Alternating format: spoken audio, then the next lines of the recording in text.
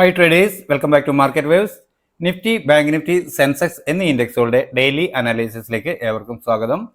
പതിവ് പോലെ ഇന്നും നിഫ്റ്റി എങ്ങനെ ട്രേഡ് ചെയ്യാൻ കഴിഞ്ഞു എന്ന് പരിശോധിക്കാം. ആദ്യം 21/3/2025 വെള്ളിയാഴ്ച 23,355 എന്ന ലെവലിൽ ക്ലോസ് ചെയ്തിരുന്ന നിഫ്റ്റി 2 ദിവസത്തെ അവധിക്ക് ശേഷം, അതായത് ശനിയും ഞായറും അവധി കഴിഞ്ഞ് ഇന്ന് ഓപ്പൺ ആയത് 23,515 എന്ന ലെവലിലാണ്. ചാർട്ട് പ്രകാരം നോക്കുമ്പോൾ ഒരു 160 പോയിന്റ് പ്ലസിൽ ഗ്യാപ്പ് അപ്പിലാണ് നിഫ്റ്റി ഓപ്പൺ ആയത്.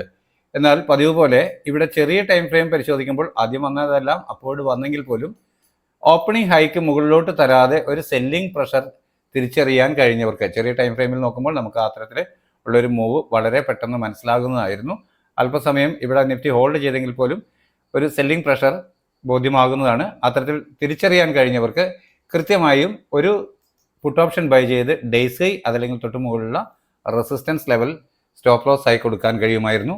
അത്തരത്തിൽ ട്രേഡ് ചെയ്ത ഏതൊരാൾക്കും വളരെ പെട്ടെന്ന് തന്നെ നല്ലൊരു ട്രേഡ് ലഭിച്ചിട്ടുണ്ട്. കൃത്യമായി നമ്മൾ രേഖപ്പെടുത്തിയ മറ്റൊരു സപ്പോർട്ട് വരെയായിരുന്നു ആ മൂവ് കിട്ടിയത്. എന്നാൽ കുറച്ച് ദിവസങ്ങളായി മാർക്കറ്റിൽ കണ്ടുവരുന്ന ബുള്ളിഷ് മൂവ്മെന്റ് വീണ്ടും തുടരുന്നു എന്നതിന്റെ അർത്ഥം തന്നെയായിരുന്നു ഇന്ന് ഇത്രയും പോയിന്റ് ഗ്യാപ്പ് അപ്പിൽ ഓപ്പൺ ചെയ്തത്. അപ്പോൾ ഒരു ഡിക്ലൈൻ കിട്ടാൻ, വീണ്ടും കിട്ടിയേക്കാവുന്ന ഒരു ഡിക്ലൈനിൽ എന്നുള്ള കണക്കൂട്ടിലൂടെ നിന്നവർക്ക് ഇവിടെ നിന്നും ചെറിയ ടൈം ഫ്രെയിമിലുള്ള ഒരു റിവേഴ്സൽ അത് ബോധ്യമാകുന്നതായിരുന്നു. ഡേയ്സിലോ അതല്ലെങ്കിൽ തൊട്ട് താഴെയുള്ള സപ്പോർട്ട് ലെവൽ സ്റ്റോപ്പ് ലോസ് ആയി കൊടുക്കാൻ ശ്രമിച്ച ഏതൊരാൾക്കും അതുവരെ രേഖപ്പെടുത്തിയ ഉയരം ടാർഗറ്റായി ട്രേഡ് ചെയ്യാൻ കഴിയുമായിരുന്നു. അത്തരത്തിൽ ട്രേഡ് ചെയ്തപ്പോൾ അതുവരെ രേഖപ്പെടുത്തിയ ഉയരം ബ്രേക്ക് ചെയ്തപ്പോൾ ട്രെയിലിംഗ് സ്റ്റോപ്പ് ലോസിൽ നിൽക്കുകയോ അതല്ല തൊട്ട് മുകളിലുള്ള റെസിസ്റ്റൻസ് ലെവൽ ടാർഗറ്റായി ഹോൾഡ് ചെയ്യുകയോ ചെയ്തവർക്ക് നല്ല ലാഭം ലഭിച്ചിട്ടുണ്ട്. തുടർന്ന് വീണ്ടും പ്രൈസ് നമ്മൾ രേഖപ്പെടുത്തിയിരുന്ന പ്രധാന റെസിസ്റ്റൻസ് ലെവൽ 23,574 എന്ന ലെവൽ, ആ ലെവലിൻ്റെ അവിടെ അല്പസമയം കൺസോൾഡേറ്റ് ചെയ്തെങ്കിലും ബ്രേക്ക് ചെയ്ത് പുതിയതായി വീണ്ടും ഉയരം തന്നു.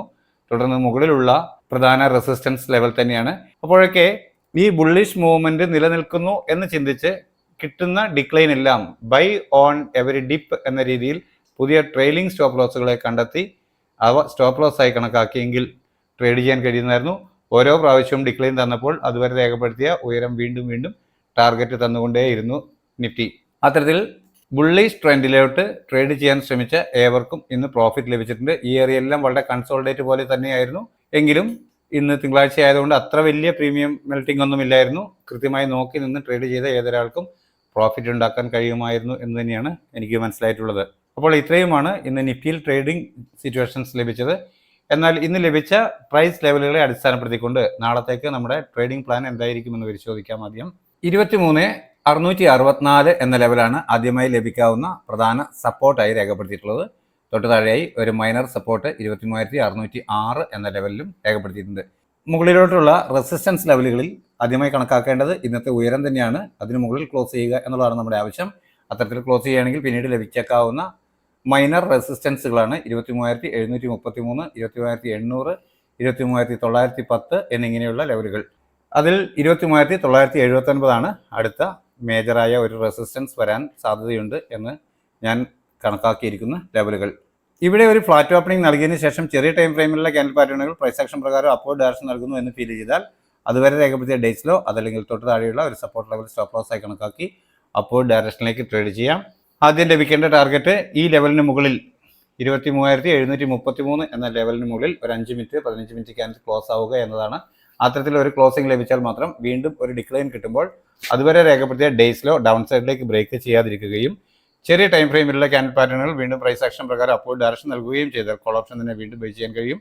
ഡേയ്സിലോ ആയിരിക്കും അപ്പോഴത്തെ സ്ട്രിക്റ്റായ സ്റ്റോപ്പ് ലോസ് ലെവൽ. പ്രതീക്ഷിക്കേണ്ട ടാർഗറ്റ് അതുവരെ രേഖപ്പെടുത്തിയ ഉയരമാണ്. എന്നാൽ അതിന് മുകളിലോട്ട് 5 മിനിറ്റ് 15 മിനിറ്റ് ക്യാൻഡിൽ ക്ലോസ് ആവുന്നു എന്ന് വന്നാൽ വീണ്ടും പ്രൈസ് അപ്വേർഡ് ഡയറക്ഷനിൽ തന്നെ സഞ്ചരിച്ചേക്കാം എന്നാണ് കണക്കാക്കേണ്ടത്. അങ്ങനെയെങ്കിൽ വീണ്ടും കിട്ടിയേക്കാവുന്ന ഡിക്ലൈനുകൾ, അതായത് ബൈ ഓൺ ഡിപ്പ് എന്ന സ്ട്രാറ്റജി ഉപയോഗിച്ച് പുതിയ നാളെ മാർക്കറ്റ് തരാവുന്ന ട്രെയിലിംഗ് സ്റ്റോപ്പ് ലോസുകളെ കണ്ടെത്തി അവ സ്റ്റോപ്പ് ലോസ് ആയി കണക്കാക്കിക്കൊണ്ട് അപ്വേർഡ് ഡയറക്ഷനിലേക്ക് ട്രേഡ് ചെയ്യാൻ കഴിഞ്ഞേക്കാം. എന്നാൽ ഫ്ലാറ്റ് ഓപ്പണിംഗിന് ശേഷം ചെറിയ ടൈം ഫ്രെയിമിലുള്ള ക്യാൻഡിൽ പാറ്റേണുകൾ സെല്ലിംഗ് ഡയറക്ഷൻ നൽകുന്നു എന്ന് വന്നാൽ അതുവരെ രേഖപ്പെടുത്തിയ ഡേയ്സ് ഹൈ അതല്ലെങ്കിൽ തൊട്ട് മുകളിലുള്ള റെസിസ്റ്റൻസ് ലെവൽ സ്റ്റോപ്പ് ലോസ് ആയി കണക്കാക്കി ഡൗൺ സൈഡിലേക്ക് ട്രേഡ് ചെയ്യാം. പ്രധാനമായും ലഭിക്കേണ്ട ടാർഗറ്റ് 23,533 എന്ന ലെവലാണ്. അതിന് താഴെ ഒരു 5 മിനിറ്റ് 15 മിനിറ്റ് ക്യാൻഡിൽ ക്ലോസ് ആവുക എന്നതാണ് ഒരു ഡിക്ലൈനിങ്ങിനുള്ള സാധ്യത കാണിക്കാനുള്ള ഒരു ലെവൽ. അത്തരത്തിൽ ഒരു ക്ലോസിംഗ് ലഭിച്ചാൽ വീണ്ടും ഒരു അപ്പ് മൂവ് കിട്ടുമ്പോൾ അതുവരെ രേഖപ്പെടുത്തിയ ഡേയ്സ് ഹൈ അപ്പർ സൈഡിലേക്ക് ബ്രേക്ക് ചെയ്യാതിരിക്കുകയും ചെറിയ ടൈം ഫ്രെയിമിലുള്ള ക്യാൻഡിൽ പാറ്റേണുകൾ സെല്ലിംഗ് ഡയറക്ഷൻ നൽകുകയും ചെയ്താൽ വീണ്ടും പുട്ട് ഓപ്ഷൻ തന്നെ ബൈ ചെയ്യാൻ കഴിയും. ഡേയ്സ് ഹൈ ആയിരിക്കും അപ്പോഴത്തെ സ്ട്രിക്റ്റ് ആയ സ്റ്റോപ്പ് ലോസ് ലെവൽ. പ്രതീക്ഷിക്കേണ്ട ടാർഗറ്റ് അതുവരെ രേഖപ്പെടുത്തിയ ലോ ആണ്. എന്നാൽ അതിന് താഴോട്ട് 5 മിനിറ്റ് 15 മിനിറ്റ് ക്യാൻഡിൽ ക്ലോസ് ആവുന്നു എന്ന് വന്നാൽ തുടർന്ന് താഴെ രേഖപ്പെടുത്തിയ ലെവലുകൾ ടാർഗറ്റുകളായി ലഭിച്ചേക്കാം. എങ്കിലും ഈ ലെവലുകൾ എവിടെ നിന്ന് വേണമെങ്കിലും വളരെ വേഗത്തിൽ പ്രൈസ് അപ്വേർഡ് ഡയറക്ഷനിൽ മൂവ് ചെയ്യാനുള്ള സാധ്യതയുണ്ട്. നല്ല സ്ട്രോങ് ആയ സപ്പോർട്ടുകളായി ഈ ലെവലുകൾ എവിടെയും പ്രവർത്തിച്ചേക്കാം എന്നത് നമ്മൾ പ്രത്യേകം ഓർത്തിരിക്കേണ്ടതാണ്. 51,674 എന്ന ലെവലാണ് ബാങ്ക് നിഫ്റ്റിയിൽ ആദ്യമായി ലഭിക്കാവുന്ന ഒരു പ്രധാന സപ്പോർട്ട് എന്ന രീതിയിൽ രേഖപ്പെടുത്തിയിട്ടുള്ളത്. അതുപോലെ 51,523 എന്ന ലെവൽ ഒരു മൈനർ സപ്പോർട്ടായും രേഖപ്പെടുത്തിയിരിക്കുന്നു. പ്രധാന റെസിസ്റ്റൻസ് ആയി വരാൻ സാധ്യതയുണ്ടെന്ന് കണക്കാക്കുന്ന ലെവൽ 52,144 ആണ്. എന്നാൽ അതിനിടയിൽ 51,981 എന്ന മറ്റൊരു മൈനർ റെസിസ്റ്റൻസും രേഖപ്പെടുത്തിയിരിക്കുന്നു. ഇവിടെ ഒരു ഫ്ലാറ്റ് ഓപ്പണിംഗ് നൽകിയതിനു ശേഷം ചെറിയ ടൈം ഫ്രെയിമിലുള്ള ക്യാൻഡിൽ പാറ്റേണുകൾ പ്രൈസ് ആക്ഷൻ പ്രകാരം അപ്വേർഡ് ഡയറക്ഷൻ നൽകുന്നു എന്ന് വന്നാൽ അതുവരെ രേഖപ്പെടുത്തിയ ഡേയ്സിലോ അതല്ലെങ്കിൽ തൊട്ട് താഴെയുള്ള സപ്പോർട്ട് ലെവൽ സ്ട്രിക്റ്റ് ആയ സ്റ്റോപ്പ് ലോസ് ആയി കണക്കാക്കി അപ്വേർഡ് ഡയറക്ഷൻ ട്രേഡ് ചെയ്യാം. പ്രതീക്ഷിക്കുന്ന ആദ്യത്തെ ടാർഗറ്റ് 51,981 എന്ന ലെവലിന് മുകളിൽ ഒരു 15 മിനിറ്റ് ക്യാൻഡിൽ ക്ലോസ് ആവുക എന്നതാണ്.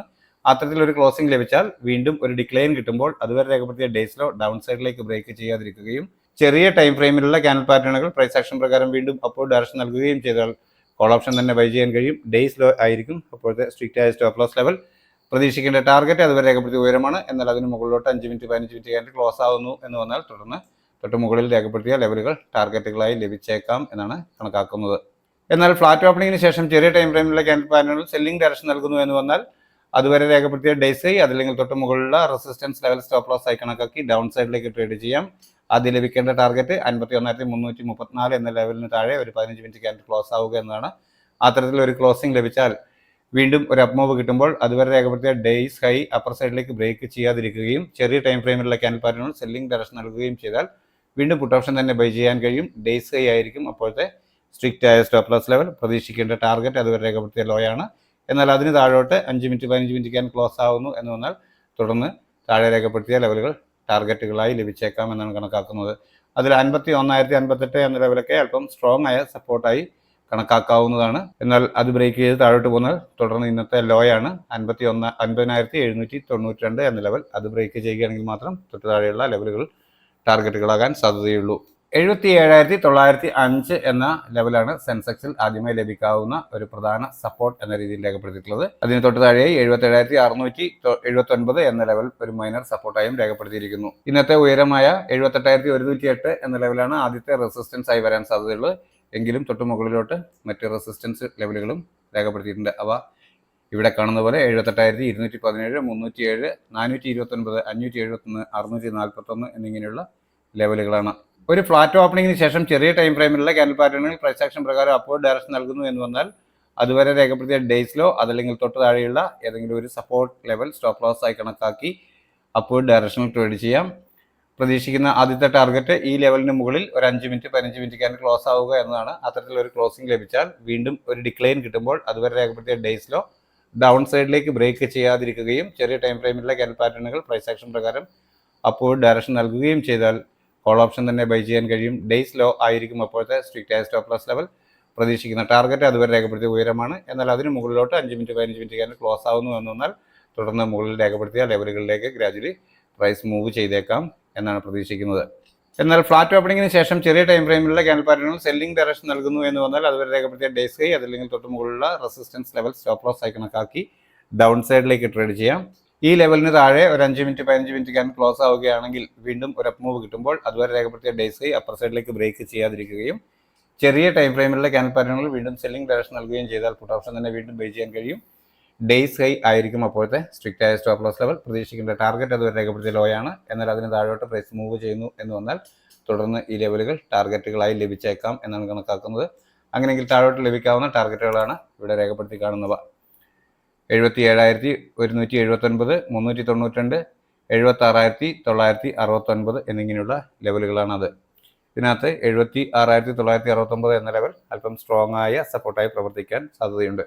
അപ്പോൾ ഇത്രയുമാണ് നാളത്തേക്ക് വേണ്ടിയിട്ടുള്ള നമ്മുടെ സ്ഥിരമായി ചെയ്യുന്ന 3 ഇൻഡെക്സുകളുടെയും ട്രേഡിംഗ് പ്ലാന്.